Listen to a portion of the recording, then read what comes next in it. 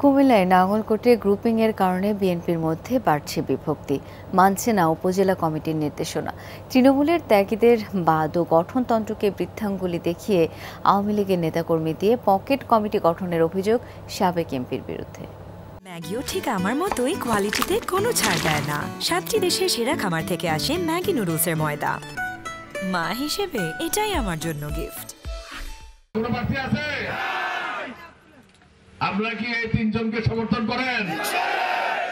নাঙ্গলকোটের Dhalua union বিএনপির দ্বিবার্ষিক সম্মেলন কমিটির নাম ঘোষণা করছেন দক্ষিণ জেলা বিএনপির সদস্য সচিব আশিকুর রহমান মাহমুদ ওয়াসিম সহ আরও কয়েকজন নেতা। তবে এই কমিটি নিয়ে উঠেছে বিতর্ক।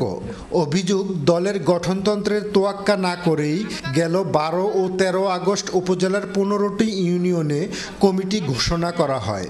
আগের কমিটি বিলুপ্ত না করে কিভাবে নতুন করে আবার কমিটি হয়? 12 তারিখ নির্বাচন, তৈল ফরম বিক্রি করলে 10 তারিখ উদ্যোগ করবো কোন দিন? শেখ হাসিনার ওভারটাইট করি এই সন্ত্রাসী বাহিনীরা যে নাঙ্গলকোট যে কর্মকাণ্ড ঘটাইতে আছে, এটা নজিরবিহীন ঘটনা।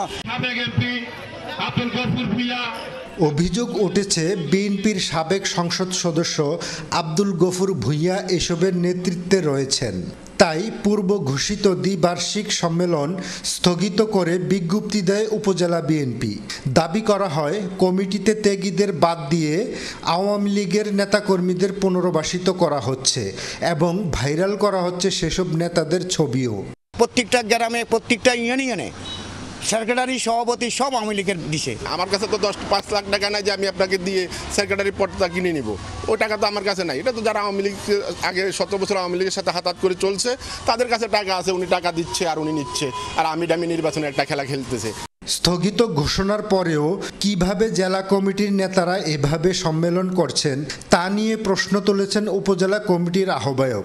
সাবেক এমপি গফুর ভূঁইয়ার দাবি, ঘরে বসে কমিটি করতে না পেরে এসব অভিযোগ করছেন তারা।